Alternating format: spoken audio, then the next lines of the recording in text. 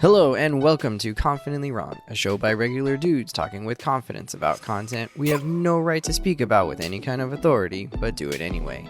I'm Wesley Nakamura, and as always, I'm joined by award-winning director Brian Redondo and Savon Jones, aka Captain Bonnie. This is episode 183, and we share our reactions to the finale of Daredevil Born Again. I'm confident that it's going to be the best show you've ever listened to, and well, hey, if it's not, you can always ask us for a refund.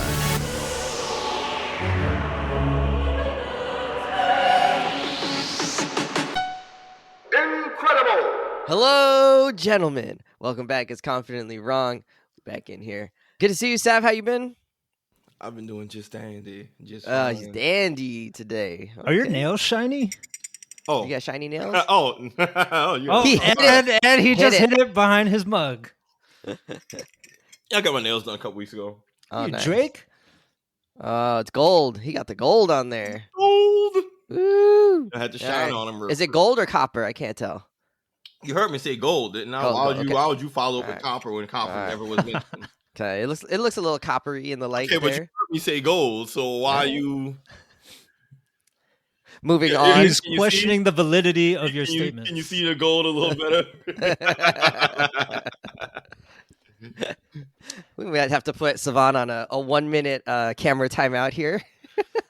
That was the bird he just flashed. All right, Brian, how you been this weekend? I'm not bad. Not bad. Nice. Me and Savon had yesterday off, so that was nice. I think, right, Savon, you had yesterday off, or were you just taking a break? I was working. Oh, I he was was working working, all okay. day. All right, well, I'm gonna blow up your spot. Working in quotes. Yeah. No. I Right. finished up in the evening, but all that morning I was working. I got up early. Okay. I got up bright and Nice. early because I wanted to be able to be done so I could try and run something with the fellers. Hell yeah. So we got a couple games. We did some pretty good damage out there in Marvel Rivals. So I'm excited. This episode, we're going to talk about one of the shows that I was really, really looking forward to. We talked about Daredevil Born Again a couple of months ago when we were doing our spring summer Marvel preview, and it was definitely a show that stood out to me as it has a chance to be really entertaining, a little bit of nostalgia given that, you know, they're bringing back most of the main cast from the first couple of seasons, first three seasons, I think, on the Netflix version. And this is kind of that spiritual sequel to that a little bit. It's slightly different, I think, but it's definitely in the same universe, same kind of world and tone that we saw in that first one. A little bit more budget, which is kind of nice. They used that a little bit in some of the special effects. Wes, do you remember that we reviewed the first half of the season already? I thought we talked about the first like 2 episodes. I'm pretty sure we talked about the first 4. Okay. So we talked about the first half. Brian is reminding me because, you know, whatever. My brain doesn't work. And then we get some nice little turns happening. Twists in the story happening in the second half. All right. So let's start it off. We reached the conclusion. Anything stand out to you in the second half? I guess that's episodes, 5 through 9. Sav, what kind of stood out to you? What stood out is that you could feel a tonal shift, in my opinion, in the last few episodes. And I mean that in a good way, where it really felt like the peak moments of the Netflix Daredevil series. And I mean that in a good way.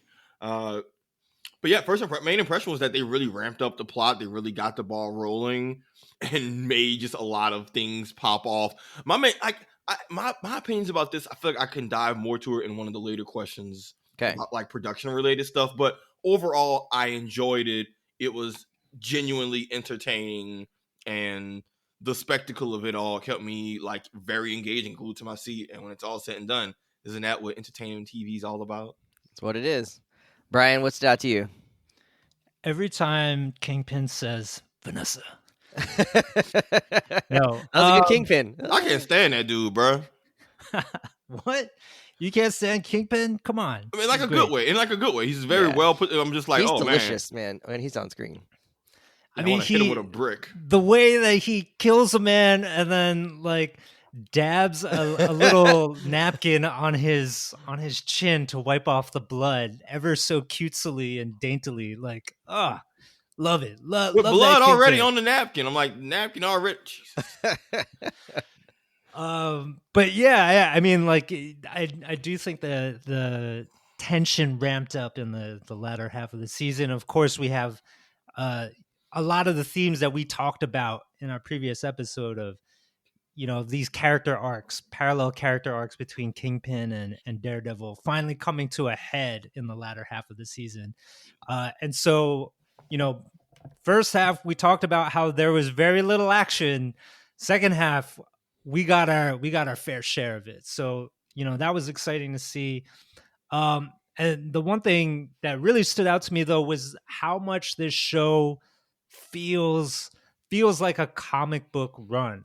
It feels like almost the way that the Invincible animated series is, right? That there are a number of plot points that are going along through the course of the season, and you're seeing different villains and you're seeing different challenges for our main hero, with one overarching, plot main villain that is taking the course over the course of the season. And so I feel like we don't get to see a lot of that anymore in TV shows that are, 8 episodes long for a season. They usually seem to be very straightforward. We know we're going from A to B, and it's pretty clear how that progression is going to take place. But in this season of Daredevil, we get some standalone episodes where there's just a single problem happening, but and then we get a couple episodes of White Tiger. We get a couple episodes of Muse. We get The bank episode, right? Bank heist, and maybe that ties to some of the goons from Kingpin's empire, and then we get some Bullseye a little bit here and there. But then, of course, there's what Kingpin's doing overall as the mayor. And so I think, to me, it's impressive that the show is able to pull that aspect of it off. That it's just working on so many gears and moving them all forward in interesting, exciting ways. And to me, that is very much in the vein of comic books, right? And very much in the vein of Daredevil specifically. It feels plotted just the same way. See, I noticed that, but I think that didn't land for me, and I wish it was a little bit more connected across, like things were happening in a way that felt like they did actually like mean something to each other, or they reflected something about these, like the different events or different plot lines were reflecting more about each other than they did. But I could see how you'd like that it was kind of like, hey, this is kind of, we're throwing a bunch of things in the air and we're gonna visit them briefly and keep the wheel moving, basically, is kind of what it felt like. I think all the plot points, all the different plots are related, right? Because they are there more so to develop the character arcs. Absolutely. For Kingpin and Daredevil, right? Absolutely. It's sort of less about the specific plot points and more about the development of those characters as a result of what happens in each one of those scenarios. No, absolutely. This is the same thing that happened with Invincible too, right? Invincible would have all of these side plots that feel irrelevant to the larger Viltrum plot, right? But the real thing isn't about the actual episode plot. It's about how the character Mark being focused on responds to said situation, and that develops his self in a way that when you do get back to the larger plot, you see the relevance. Perfect example of the bank heist episode in Daredevil. It probably feels like a silly, self-contained, what are they doing day in the life episode. And in a way it is, but also we're getting a real insight into what's going on in Matt's psyche. He is itching. He wants to get back in the game. He can't stand having these people do these awful things and not get the retribution, even though he wants to try and do it the legal way, right? It starts off with him trying to call the cops and snitch on it, but then he decides, nah, man, actually, I'm going to 180 back into this bank and insert myself into this situation.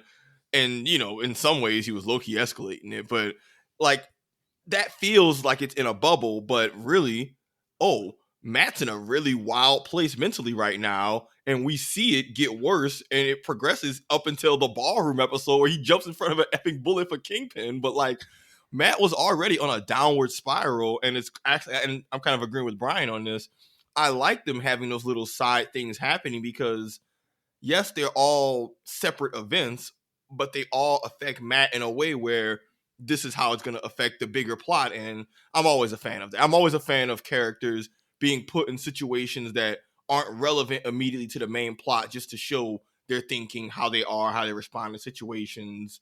And I don't know, I think it's like, I like Matt cracking a safe and finessing the diamonds. Like, hey, we get to see Matt do some shit that we probably wouldn't normally get to see him flex and do, and get some insight into, what's going on with him.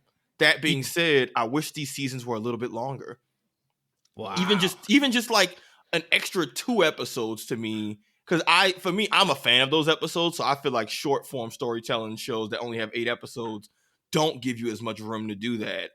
I'm in the camp of, add an extra 2 episodes, we can have another slice of life episode for a character that lets us develop them, but lets the main plot get some room to breathe too. Because I don't like just a straight linear main plot's the only thing that's going on. I'm not a big fan of that anymore. He definitely escalated the bank situation. That whole episode, I was like, Matt, if you don't shut your ass up, oh my God, bro. You could get all these people killed. You could have just called the cops and went home. The best part about season 2 is that Heather consistently and rightfully calls out all his self-destructive behavior. I'm like, bruh, she's right. Like, you showing up with bruises, and everybody's like, it was fun to watch, Daredevil crash out again. That's really what you should call this season, because it's just Matt crashing out for like the entire season of just, well, you better hit the blunt because you are tripping. See, I'm a little bit on the other side. Like, Heather is right, but Heather's also wrong in that Matt has... Because he's working for the Kingpin? Matt has this knowledge that he knows that he's got a certain set of skills. But he lying. It's not his fault. This man lying. And the city needs that certain set of skills. You got a girlfriend who care about you, who works in mental health, and your ass showing up with just bruises and checking out, and if your blind, they're just not a good significant other is showing up with bruises and they just being deflective, like, pimp, you in the wrong, big dog. Oh, he's in the wrong. You love how he like distracted her from like noticing the bruises by just like initiating shower sex. Yeah, I'm just like, oh my God, is Matt just gaslighting his girlfriend about his vigilante activities? Wrong. He's wrong as a boyfriend, but right as a hero. Yes, but like in that case, maybe you don't need to be a boyfriend. I'm like, yo, yeah, maybe not. Like, I'm like, yo, Heather does not deserve this right now, man. You are effing. This just standout moment. Come after the bullet wound, waking up in the hospital, being like, Karen? Oh my God, bro. Trouble now. And then immediately goes back to crashing out. I need you to know, Kingpin, he's dangerous. I'm just like, B, you can't just give these vague allegations and not say shit about your activities. Like, you better off saying nothing. Well, he was trying to walk that fine line and failed. Walking the fine line, he was stomping it. That wasn't walking nothing. I don't know when it happened, when they revealed that Adam was in the cell somewhere like in a basement or something like that. But this is a spoiler for sure. The fact that in the last, I think second or third to last episode, Kingpin sort of does like a apology / ultimatum / I don't know, like last ditch effort to get her back, and shows her Adam and is like, this is what I've been doing. And he's kind of like a child, right? He's like showing her like, this is the bad deed I've done. Like, can you forgive me? And then gives her the gun and says like, make a choice. Cause I think you and I are ready to move forward up past this. And she agrees and, executes murder an innocent man. Yeah. In the cell. And a man she cared for, right? Like she clearly had feelings for him. But her Machiavellian brain was just like, yeah, he's now a loose end. This goes nowhere good. We just need to eliminate him. Clearly, like, if he showed back up somewhere, people would be like, where were you? How did this happen? Right? Like, so yeah, it's way better that he's just gone now for them. And that moment of her just shooting through the cell or into the cell and triple tapping him was that was a standout to me. I was like, oh my god, like yeah, we knew that Vanessa was, was down for the cause, but that was like, oh, you're really How down for it. down? Yeah. How down? Yeah. He was a monster in the other seasons too. Yeah. She Ordering like hits. she's not afraid to get her hands dirty, but like she really gets her hands dirty on this one. So that was a standout to me. It was startling for sure. Like she barely hesitated. I mean, she had a few tears, but there wasn't really a hesitation. It wasn't like, oh no, I can't do it. It was like, I'm doing what's got to be done, and this is what's got to be done right now. So that stood out to me as kind of her cold-bloodedness in that moment. I hate them people. I think you guys mentioned the Heather and Matt scenes. I think that one where she was kind of reacting to the fact that Muse, had taken her hostage and was going to kill her, and she says like, aren't Daredevil and Muse the same? Like that was I thought that was really good writing in terms of like showing that juxtaposition between the two and kind of making Matt confront the fact that like, yeah, in some ways you're the hero and you do good things, but in some ways you're also the same as Muse, and you have to understand. It's like he's forced to have to understand like, wait, how am I actually different than what Muse is doing, right? And I don't think he wants to confront it though, because his doesn't. response was like a little kid, like, no, we're not. Yeah, we're different. and they are, right? I mean, I think in a very real way they're different. One saves lives and one takes lives, right? Yeah, but if he's always lying and all that, and always, just having to do half secrets and full secrets and half truths, he'll never be able to actually explain himself, and it makes him look even worse. Yeah. No, I understand that part, but I'm saying like, I don't think you can say that him and Muse are the same, given that his goal when he's a hero is to save lives, to protect people who are less powerful, and Muse's idea is, I'm going to sacrifice innocent people for my art and for whatever, to save the city or whatever he thinks he's doing. So I actually think that Daredevil doesn't believe that by the end of the season. He doesn't believe in saving lives? That's the only reason why he's doing what he's doing. Because in that scene, that confessional in quotes, at the end with Karen, you talking about? Karen, yep. He's talking about the darkness coming in. Yeah. And he's talking about the whole mask thing and debating, what was that all really about? And I think he's admitting that part of it is that he wants the darkness, right? Like that he has this desire to tear shit up and break bones and do all of that. So in a way, he's admitting that the superhero thing, the crime fighting thing, is just a justification for some of his innermost rages. Yeah, and we know he has rage issues. To rage. Yeah, we know he has rage issues. That's like probably his most defining character trait, right? Is that he's so put together, but he's always has this bubbling rage that he's trying to control. No, 100%, Brian. Like honestly, that was one of Daredevil's biggest character development moments in the entire series for me, of like him really confronting his why and the doing of this, especially because this season in particular has really, I think, better than previous seasons of Daredevil, really dug into the motivations of, hey, if you're a vigilante and you're doing this, why are you doing this?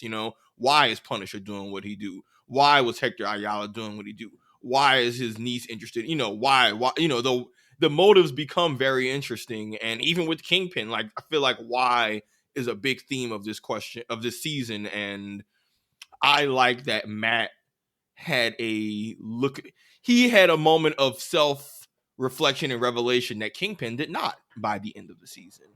And I do like what that means of whatever we're going to get from Matt in the future. But I'm curious to see, okay, he's had this come to Jesus Kathleen. He's had this come to Jesus moment. What is that going to look like for his how he carries himself in future seasons? Does it mean that he's just out of the darkness now and trying to work with people publicly like we kind of saw at the end? Do they expand on that? I don't know, but I'm very excited for what I think is a much needed evolution in his character. Yeah. I think Kingpin's self-realization was that I'm the effing mayor. I can grab power. I can do whatever the hell I want. This is the same shit. Just now it's kind of legal. Same shit, different toilet. And he was like, oh, yeah. Nice. So now that the season's over, like all the way, what were your favorite characters? Who were your favorite characters? I guess in the show. I found myself wanting more of Karen to be in the picture. Like when we saw her in the first episode, and then we again saw her in this last episode, it was like, damn, like she and Daredevil and Punisher like really make it all work. Like when they're together in scenes, it's just like really good. And I don't know, maybe it's just because they have a long history of being able to play those characters that they really feel like they're living in those characters. I think at more than in any other moment when those three are on screen, I'm like really engaged and feeling like this feels like there's a lot of energy on screen, and I don't know how to like quantify that or anything like that, but they stood out to me as people I wanted to see more of, and it didn't feel like forced, or it didn't feel like, oh, they're like trying to just fit them in. And so I kind of found myself like, we could talk about like how they're, we talked about their production last time, but how they kind of switched it up mid production and changed writers and directors and all of that. But the fact that Karen wasn't in it for the whole season, she came back in this last episode, and I was like, man, like I wish she was in it more, that it really made it work. And there could have been just things between him and Heather and him and Karen that would have like kind of amped up that tension a little bit more and made things more tricky. I don't know. I would You want the love that. triangle? Yeah, maybe, but we already had that. It didn't have to be that, but I think that when she's on screen, it maybe a makes poly Matt better. relationship. Maybe that'd be better. That's where we're going next. Yeah, for sure. Matt, Stay woke. Sorry, Wes. We're Stay gonna woke. disagree on that. I'm glad that they brought in Karen to kind of like in the finale and towards the end to bring things and wrap things up. But I like that she was absent from the rest of the story. Otherwise, because. But then I just felt like then you don't need her. Like then you didn't have to have her. I don't think she was needed for that part of the story. I think she was called in when there was a crisis and she was needed, and it worked because that was also where, at least in my opinion, that's the point where Matt also has really effed things up with Heather too, and that's really deteriorated beyond. I would have been genuinely upset if we got a love triangle. So I'm glad that Karen was reintroduced at a point in the story when Heather is kind of, things are falling apart. That being said, talking about characters who stood, I can take the easy answer and talk about how, Charlie Cox's Matt Murdock and all that was dope. And like, that's a given. I already talked about how I liked the character development that he got. Heather was my unexpected character who I really enjoyed this season. I appreciated this character who... You like her in that white dress, right? I like that everything about her actual like character's motivations and career really significantly added to the story and felt very intentional. I like that her character's a mental health professional in this world of people with the mask, and what does that mean about, being your true self? Like that entire idea of one's true self and the facade, and us seeing that amongst Frank, who is probably the most self-actualized character of everybody. And then, even though he's cracked in his own regard, right? But like, oh, he's so cracked. but he's like, but he knows that he's cracked and there's not any delusions about it, right? So yeah. Meanwhile, you got Muse and Kingpin and Matt, who are all just having these existential "Who am I?" and even Hector balancing that.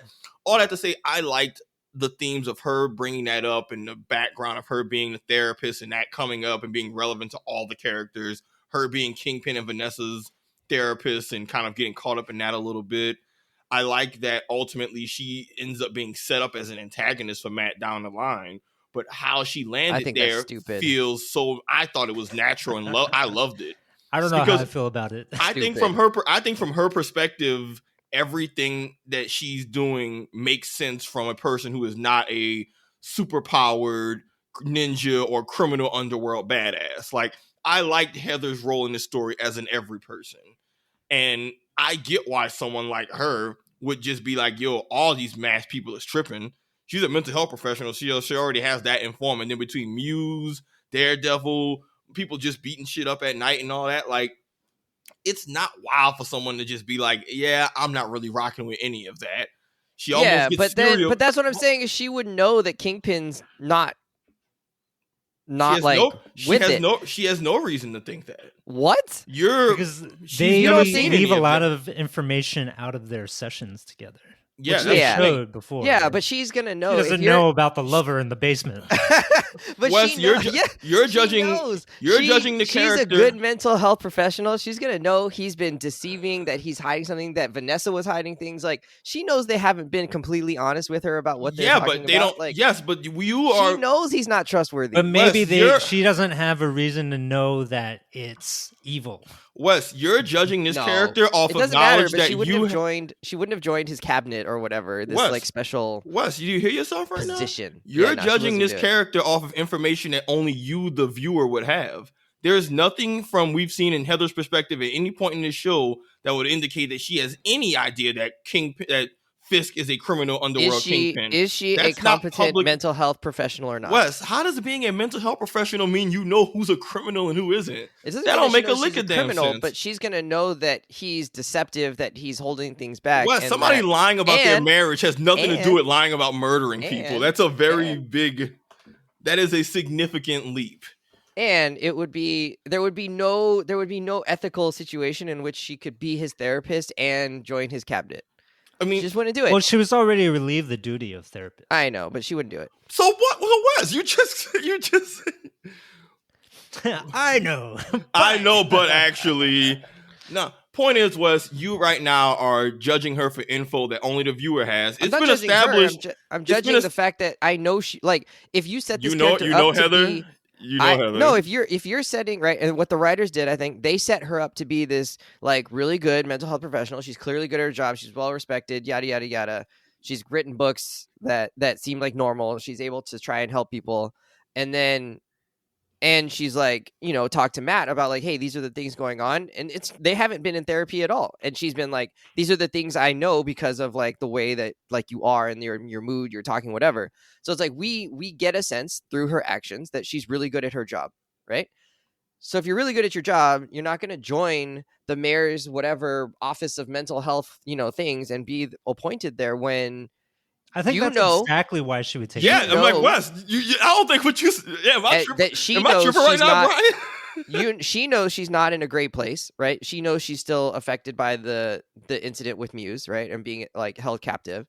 She knows that Kingpin is not, I don't know what you would call it. He's not, he's not always on the up and up. He's clearly like someone who's a little bit dangerous. That's the part where we don't know. We don't know that, bro. She asked Vanessa if she's safe. Yeah, but then Vanessa immediately shut that shit down. Yeah. Okay. And then at the end, it's not like Vanessa was blinking twice or doing Morse code. Yeah. No, I know, but I don't think that feeling of like, I don't know about this situation goes away. I think and then at the very end, at the very end, Vanessa goes, we solved it. Like, she knows they didn't solve it through like actual positive like conversation because they never did it while they were with her. Yeah, but that's not her marriage though. That has nothing to do with her taking the mental health job, which, think about so here's the other side of that, right? But she has to know something's wrong with that situation.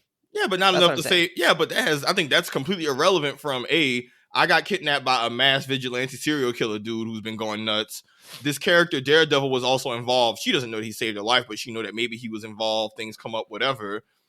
And you have Bullseye. She knows he helped save his life. He was fighting against him. No, but she makes the argument that he was not there just to save her life. Yeah, and he was there to fight. That's the argument that she makes. Yeah, and keep in mind, that's something that Matt kind of soft admits to at the end. Like the whole darkness thing, he admits that his motivations were a little bit of self-indulgent, not just altruistic. But between Muse, between Daredevil, between Frank Castle, between Bullseye getting out and shooting up the thing and shooting her boyfriend, in my mind, she already mentioned that she's writing her book about the the ideology behind people who have the mask on. I would say for her, it makes perfect sense to be the advisor of mental health if the city is going nuts because of things related to mass vigilantes. Now, we know it's Kingpin doing false flag setup shit. We know that much, but she doesn't have that information. Again, the reason Kingpin is mayor in the first place is because the public doesn't see him the way that we, the viewer, sees him.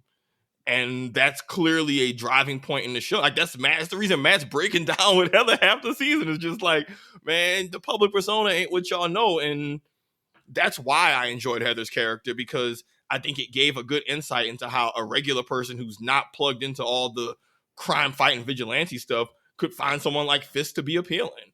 Because from her eyes, masked people are running around acting a fool. She got kidnapped, almost killed, shot by another vigilante. She had encounters with at least 3 nuts vigilantes in just those little span of time.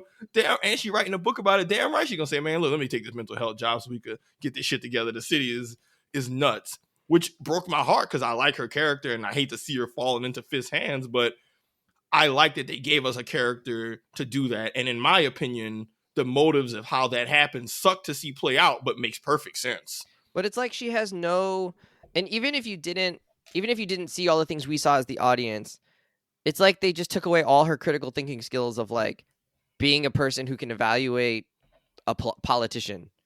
Like, I don't think you have to be super plugged in to realize like Wilson Fisk is someone who's just amassing power, who's like instituting martial law, who's like saying, I'm the one who's going to promise that we save this city. Like, it's like Donald Trump, right? When Donald Trump says, I'm the one who can save us, and all these people go, yeah, we could save us, Donald Trump. You know, it's like, but you're acting like those people don't exist. Yeah, but Trump. Yeah, is but a like, would it be the lady with like 2 degrees and an actual ability to Yes. like evaluate mental health, and Yes, she's met him in lots of- person several times? Like, no, like.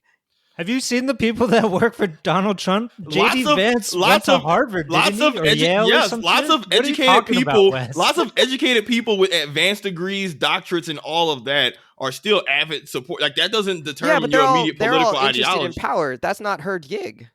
She got a promotion.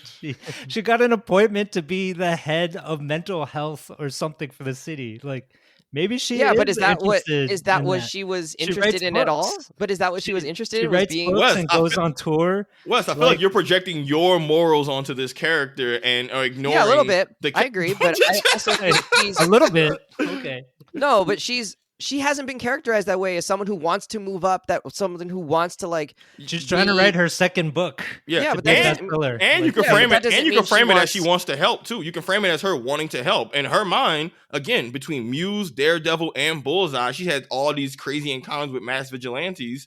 It makes perfect sense for her to be like, hey, me being in this position for mental health will actually let me be able to address and stop future Muses or Bullseyes from happening. Like that makes, even if you don't want to go the power grabbing route, you can just go if she's genuinely altruistic, this is how a person who cares can get manipulated to working for bad people. Like, which I think that's exactly what happened, but that's what makes it compelling, right? Which again, that's why I'm excited for season 2. They've clearly set up that because of Kingpin's manipulations or extortion or a mix of all of that, good people are also within his administration. And I think a big theme for next season is going to be what happens when good people are quiet and what can you do to make them be able to stand up and say something? Maybe she ends up realizing Kingpin's a monster. I think she will, but right now she's just a client she worked for who has good points about vigilantes being out of control.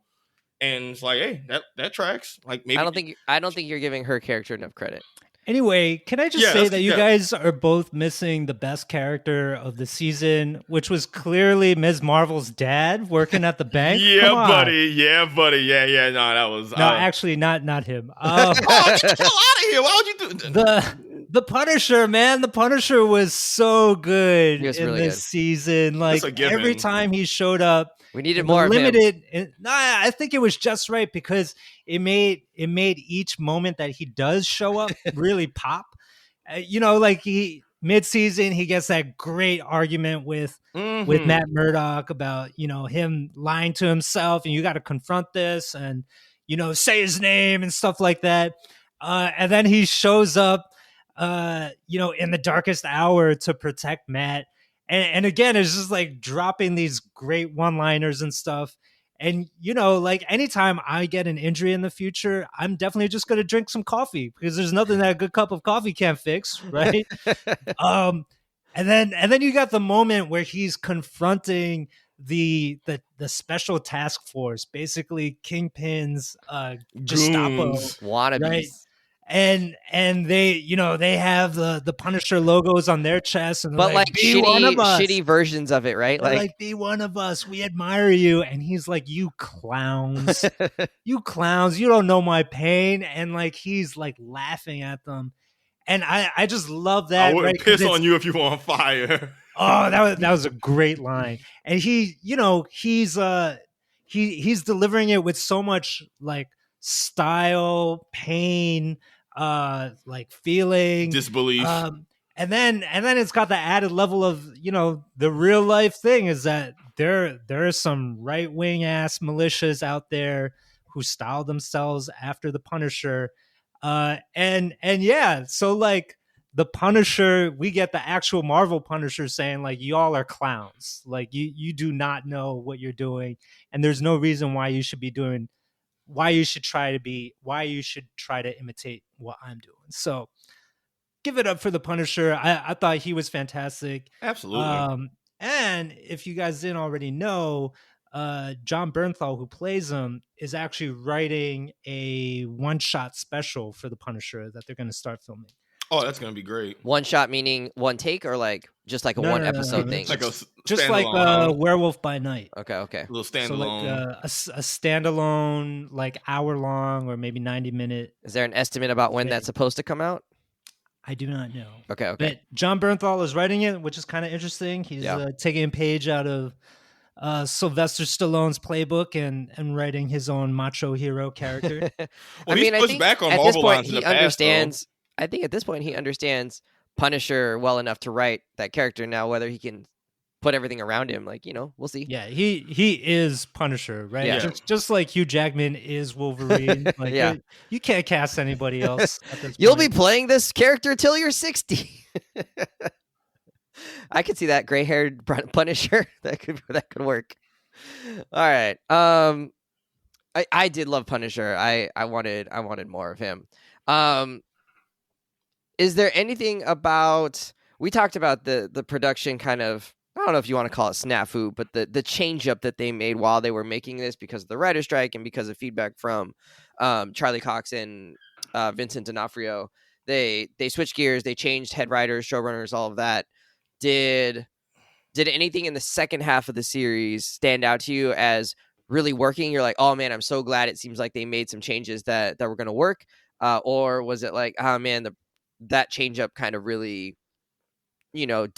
took you out of it in some way? Savon, was there anything that stood out for you? If it's not, that's okay. We can move on. No, I mean, I think you could, I was saying before in the earlier question, I think you could feel a shift in the tone and writing towards the end.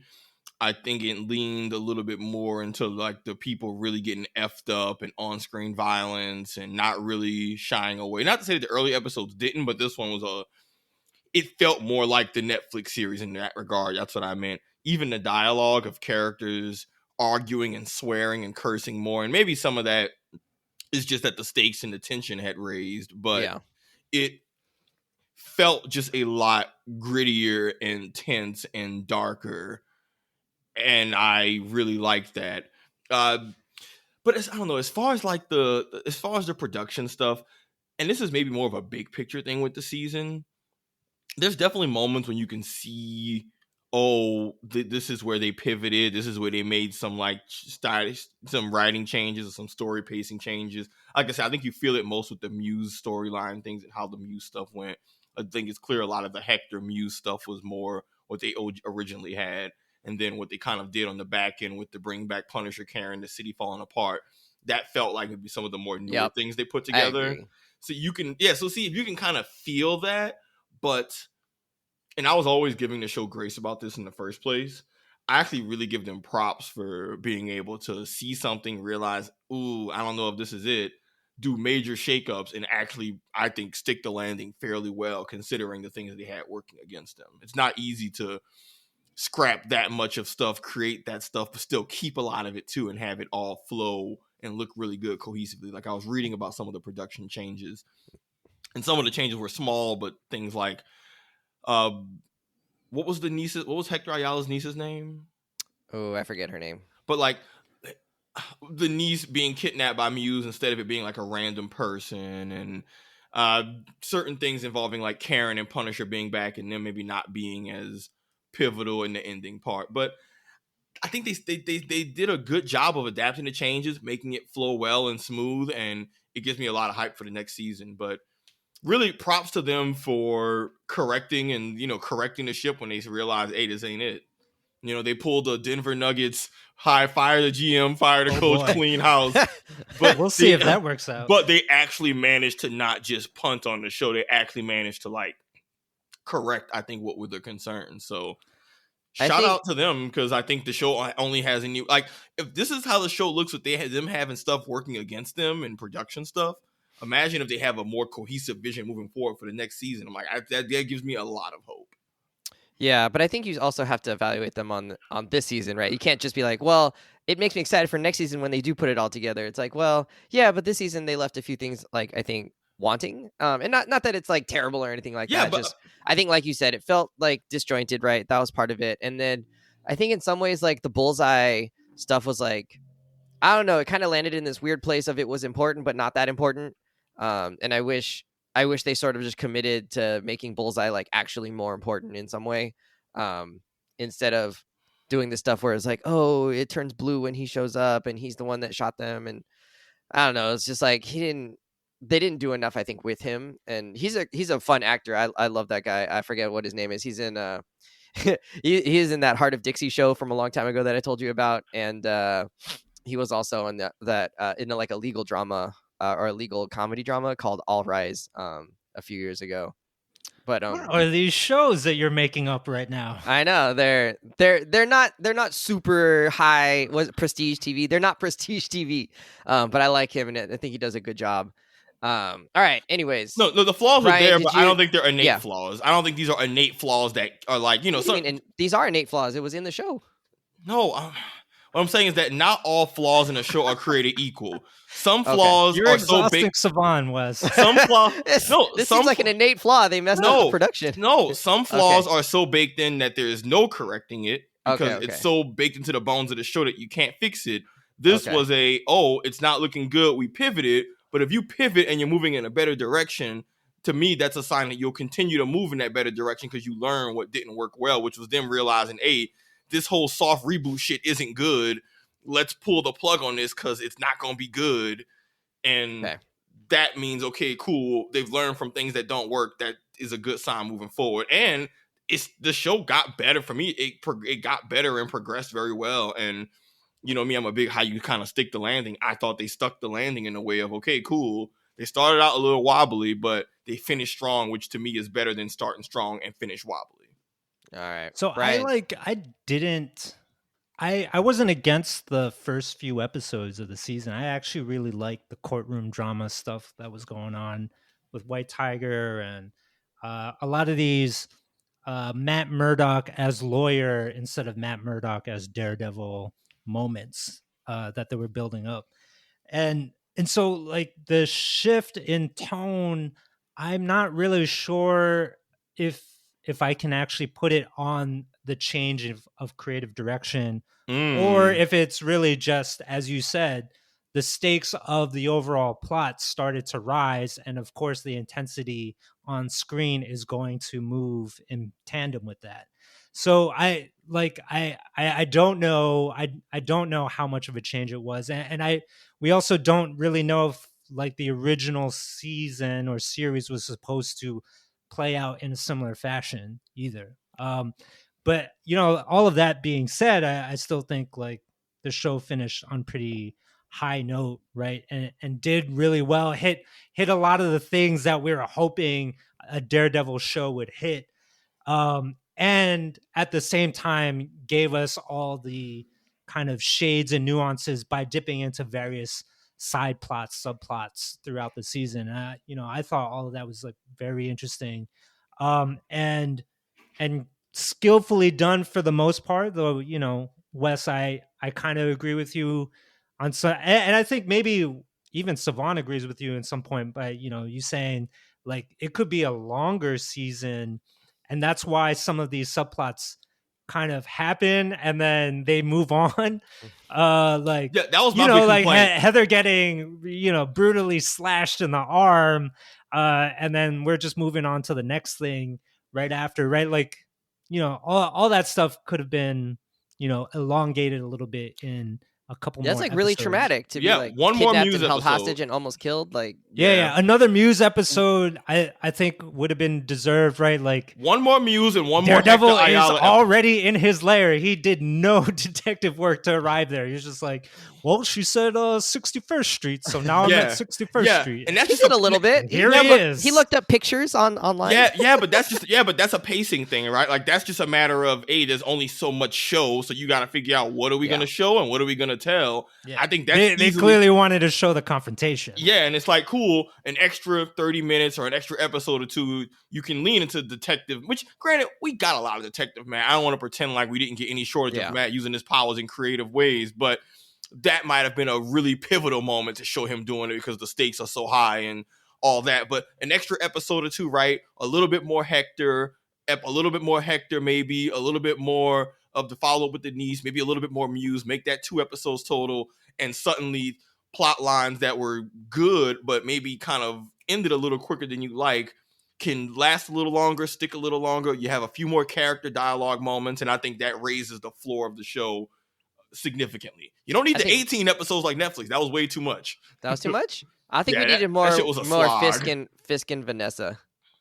I think I would have needed. I wanted more of that. Their scenes were like so high tension. I was like, oh my god. They needed more for Kristen. Is he going to kill her? Like, what is going to happen here? No, they needed more for Kristen. I felt like she was supposed to be the spiritual successor to Foggy, but they didn't give her enough to do. Did not. And Foggy they kept sidelining her. Yeah, Foggy at least had the friendship background to be able to hold it up, but she was doing Foggy's role without the background friendship and charm that made it work. So she just feels like another coworker who Matt's just being a dick to. And it sucks because I like Kristen. She's a cool character. It's just they don't give her anything to do because ultimately hard to know though. They didn't give her anything to do. No, but like I like the actress. I like what she does. Like it wasn't like this character's mid or it's a bad performance. It's just y'all gotta give her something to do. She's rightfully calling out Matt for all his bullshit. Yeah, but they don't want to let her in or really like step things up. Even in the hospital, it's like, hey, after this settles down, we gotta have a serious talk. I'm like, man, I need to have that shit not like now, but like, this is y'all moment for y'all to really drive home this character, and y'all just they were like, no, we got other things we got to talk about. Yeah, like, come on, toss the lob to her, let her catch the lob. She can act like, set her up, man. Like, what y'all doing? All right. So I definitely think some bumpy moments there. I agree with those. But it's wild because Fisk administration gets that. Like the people fit all of like Fisk goons, Sheila, like even Sheila, dude, right, like gets her moments. I never thought I was gonna be such a Sheila fan. His young protege too, and Daniel has some great moments. Yeah, like I felt like they did a good job of developing Fisk's entourage, which I didn't think I'd be interested in his cabinet of like the young dude who hopefully maybe he'll see his figure, realize his figure's a little more effed up than he realized, and Sheila just being a snake. I really was rocking with her. They made them more interesting than Matt's entourage of like Cherry and Kristen, who I felt like Cherry was cool, but that was a shortcoming of like a little more episode and you could really make Matt's support. Yeah, because Matt's support system was cool on paper, just not enough lines. And Fisk was cool on paper and they actually gave them shit to work with.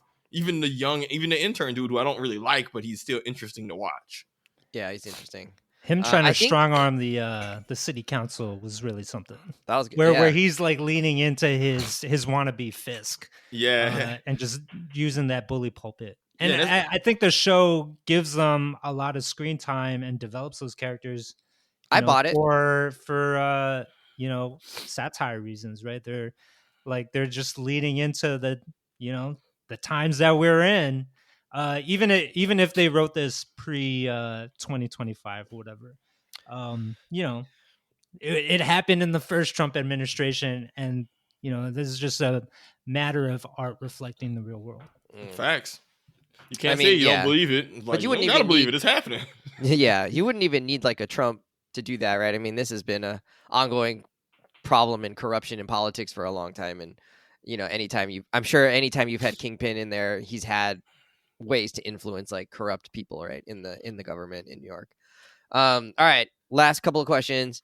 So I think there's a lot that's like set up for the future for a season 2, and they said he will return into season 2.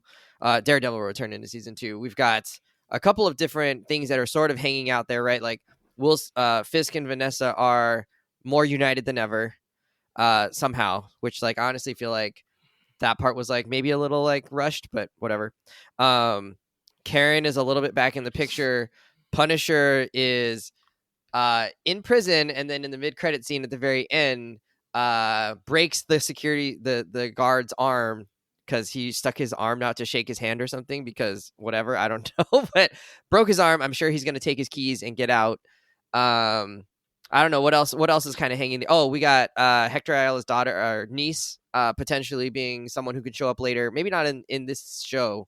Might end up being part of like the Young Avengers like situation that they're kind of in the ether with who's heading that up? Was it Kamala Khan is heading that up and Bullseye or Hawkeye, not Bullseye, Hawkeye, the Kate Bishop Hawkeye. Kamala, Kate Bishop, some of the other youngins, yeah. So they could be a thing. Probably Cassie from Ant-Man is going to be in there. So maybe she'll show up in that rather than in Daredevil again. So there's a lot of things going on. Was there anything?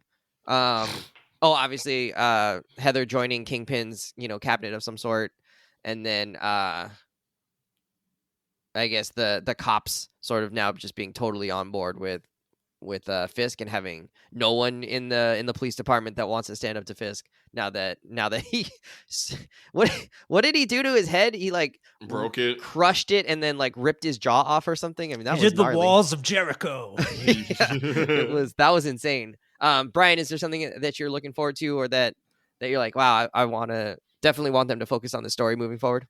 Well, the thing that I was curious about was Karen convincing Matt that he needs an army, right? And so the last shot we get of him is him dressed as Daredevil, walking into Josie's bar, and seeing a few cops, seeing Cherry, Josie, Karen, whatever. That is that's first Team formation of Team Daredevil, of the Daredevil army, if you will. So it seems like they're recruiting, good cops. I was hoping that we would actually see some other folks in there. I know. Other street level heroes. Spider-Man? Why did they have to name the cop that drove the commissioner, Luke? Like, just to throw us off. There's also that swordsman guy who's running around, who is the stepfather of Kate Bishop. He's in prison. I'm sort of curious, like, what it means, right? So they're trying to say, okay, Kingpin has martial law enacted in New York City, has complete control over the city, has his own army with the task force as that.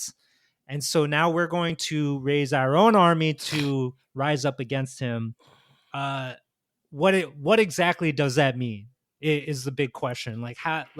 How does somebody like Daredevil go up against suddenly the Kingpin, who is an institution at this point, who has ultimate control? Like, what exactly does that look like? I'm not really sure.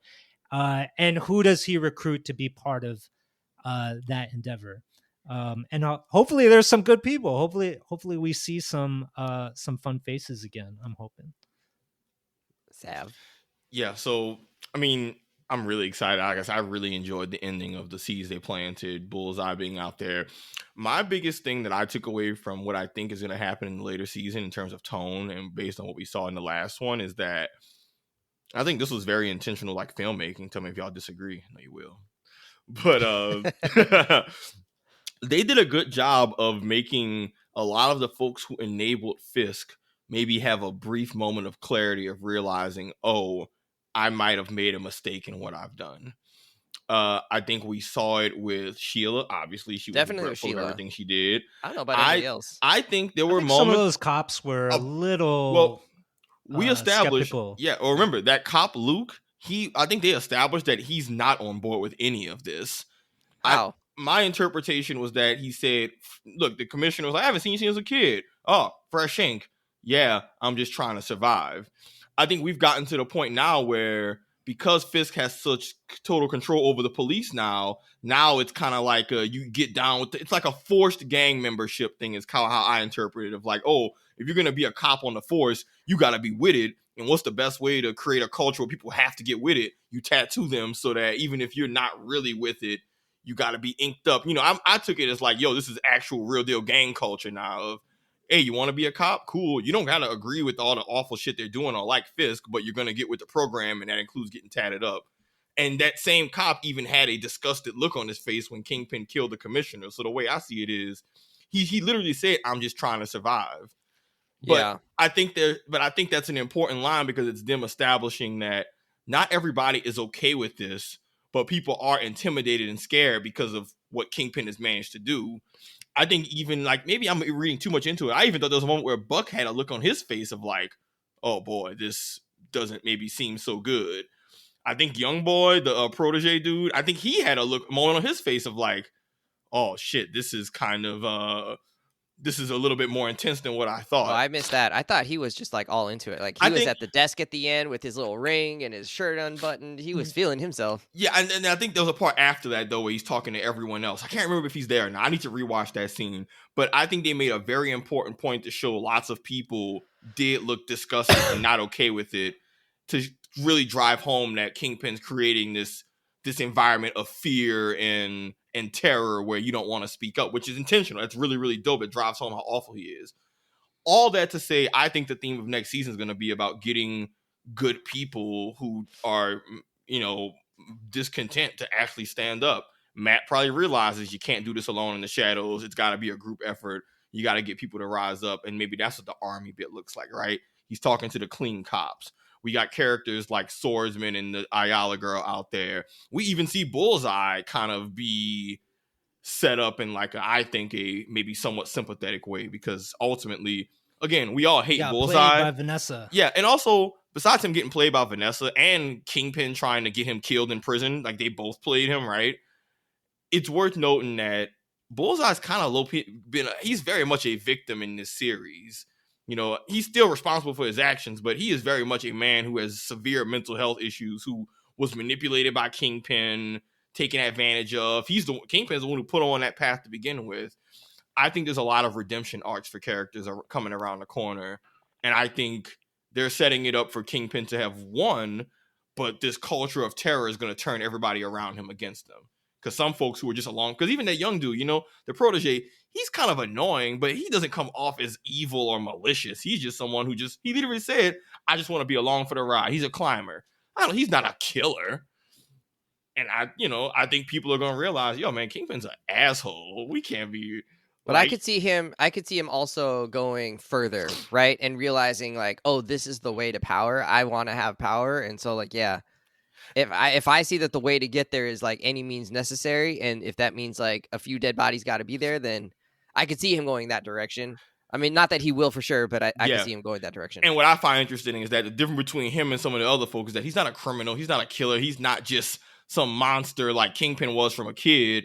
And I think that'll be the moment where characters realize we're not monsters like this dude. But I think that's a good setup for whatever the next season is going to be, because it's going to be some stressful shit. It's a dark time, 8:00 curfew. Like, it's going to, I don't care if you with the Fisk administration, you'll be like, 8:00 curfew. What the fuck? Especially in New York. That's really early. Yeah, that's people would riot after that announcement. And that's dinner time. You're trying to mess with my nightlife? Yeah. And if we're going to just do the art imitates life thing, the same thing happened with the first Trump administration when he won in 2016. A lot of folks were just along for the ride because they wanted to advance their careers, or they just didn't realize how much of a bad actor he was. And then people, when they were actually in the room with him alone for a while, it's like, they're like, oh God. Shit. Yeah. It's like, oh shit. That's But why now everybody, that we that's why all his second old Trump admin hates him. administration. That's why all his OGs hate him. That's why Mike Pence don't like him. He was in a room alone with this dude. Was like, oh shit. And that's why he took away all of their security details so that one day they can be shot. Yeah. And so with this second Trump administration, we'll see how much the writers dig into that for material, for and chart the paths of their characters, because definitely, using the office to bully people, to intimidate, to have, your own Gestapo, which is basically ICE, doing all of that kind of malfeasance, and being people a mob boss. still being on that side, right? That and of course we have Daredevil saying like, well, it's about time people like rise up against it. We'll kind of see how much of that the show adopts to, play out these storylines. All right, final ratings. Where do you stand in it? I'm gonna do mine first because I feel like it's gonna be the most wrong, confidently wrong here. I have 2 scores on this one. So What? from like a moment to moment basis, I really enjoyed this show. There was never a moment where I was like, I'm bored or like I don't get what's going on. Like everything made sense. Everything was like with it. I was like, cool. I enjoyed it. Like the character interactions were great. Writing was pretty good. Action was superb. Loved me some Frank Castle. So like 4.5 out of 5, maybe a 5 out of 5 from like a moment to moment. And then like every time I step back from it and think about like what did I think about this show overall, I'm like, it was fine. It was like 3.5. There were some moments where it's like, why is this story happening and this story happening, and like what happened to Foggy and Karen, and like they were so important and now they're just like not in the show, and like why is Kristen here, and like all this stuff was going on, and I don't know. It's just sort of like not everything felt as connected as like I really would like a really big show, like a big production show to be. And maybe that's an unfair expectation given that it's like a comic book show and things like that. But it just felt like there wasn't any one big mistake. It just felt like a lot of small mistakes that made it not feel quite so like cohesive. And I don't know what I wish for. I just wish maybe it was like slightly different. And so like I wouldn't be telling people like you have to watch this season. I'm not telling, like I don't think I would go back and rewatch this season. Like enough happened that I'm like, okay, I remember the like main beats, and I'll watch the recap when season 2 comes out so that I can remind myself what like happened. But I don't think the show is like, oh man, this is the pantheon of shows, and even gets to me like above a 4 like overall. So I don't know why that is. Like I don't know. I don't understand how in my brain the show can be really good while I'm watching it like in the moment, and then overall be not very good. But that's kind of where I landed on this one, and that I feel like I'm hating on the show, and I enjoyed it. I don't know, but it that's kind of where I landed. Sav, I feel like you're going to disagree with the most, so we'll go with you first. Where did you land on this show? It was an entertaining show. I overall enjoyed it.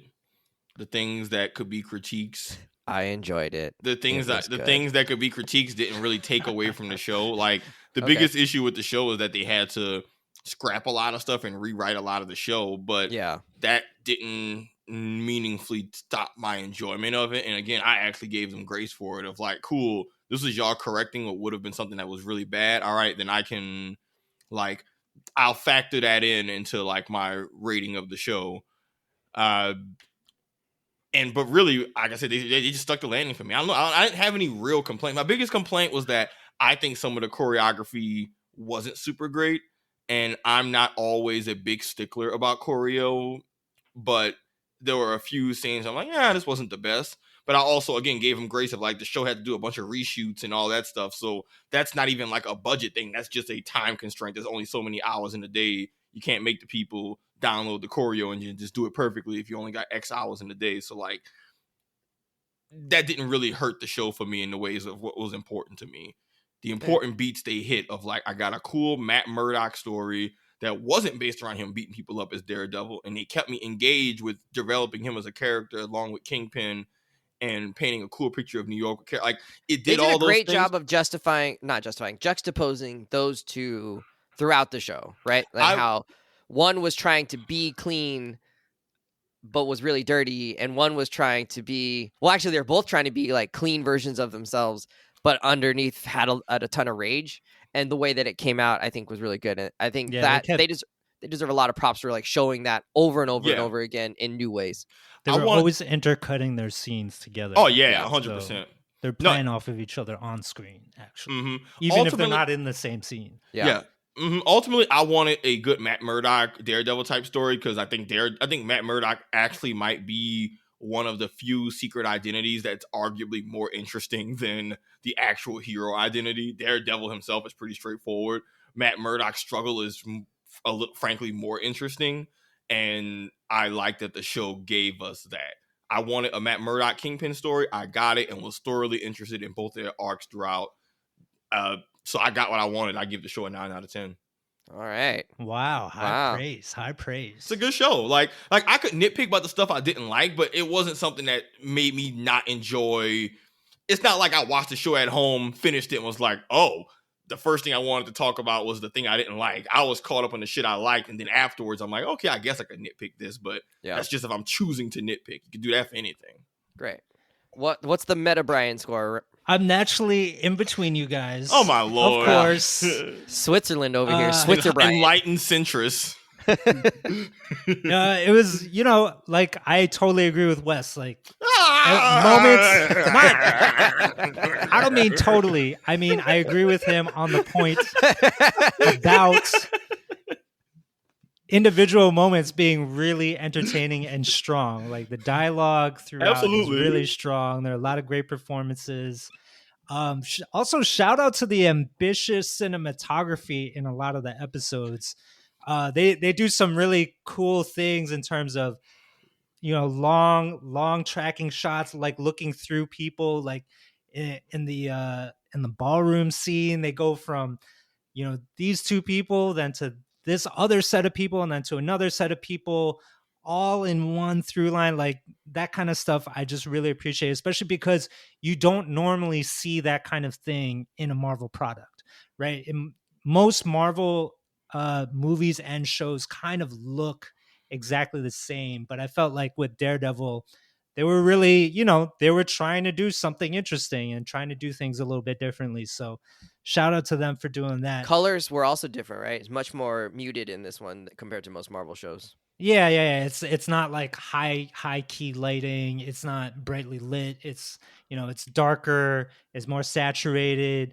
And yeah, it's just a gritty Daredevil story. Damn right. It felt like Daredevil. And so that's the other thing, right? Like even if I agree with Wes that, okay, like maybe the whole season's not taut, right? And there's some grown moments where you're like, really? Is that what's gonna happen in this? But we got to think of this in context of the MCU. And for a lot of the more recent products that have been coming out, I think the consensus is that, like, okay, some things are feeling a little off. Some things are feeling like heavy retreads. They're just giving us formula over and over and over, and kind of phoning it in. And I think, especially compared to the other MCU TV shows, like Daredevil Born Again kind of bubbles to the top. It's still like one of the best things they've put out, and definitely one of the best things they put out in recent years, I think.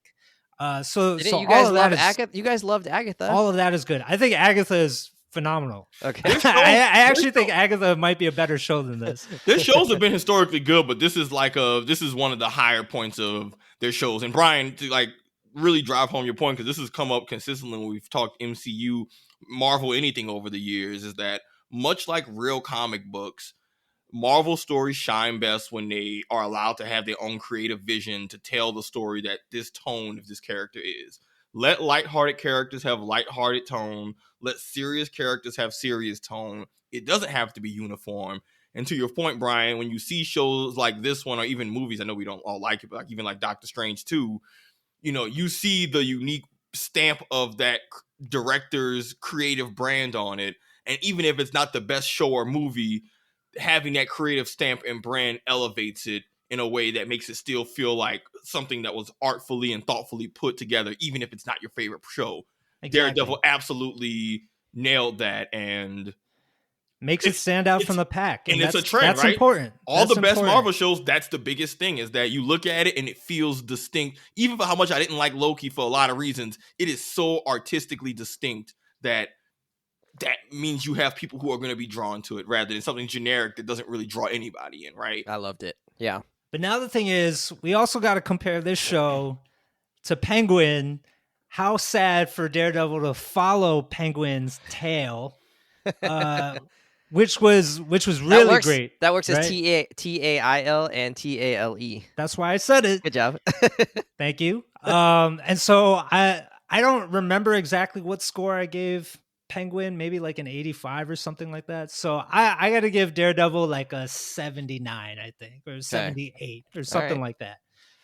It's not, it's definitely not at the height that Penguin was at, but still stands tall on its own. I love it. All right, friends, that's where we landed.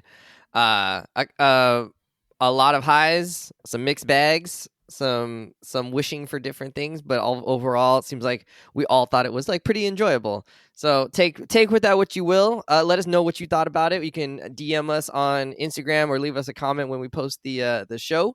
We're excited to have you here. Next show, we're gonna be doing a What We're Loving.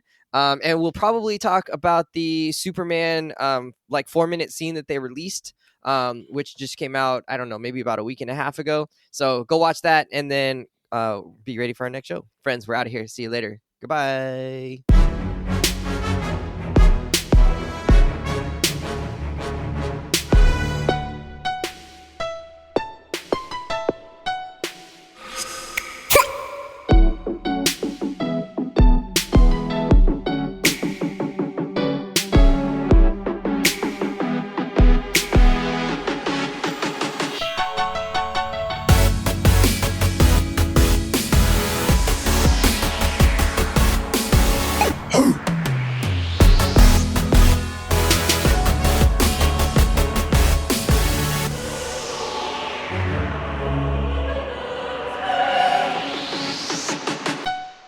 Incredible!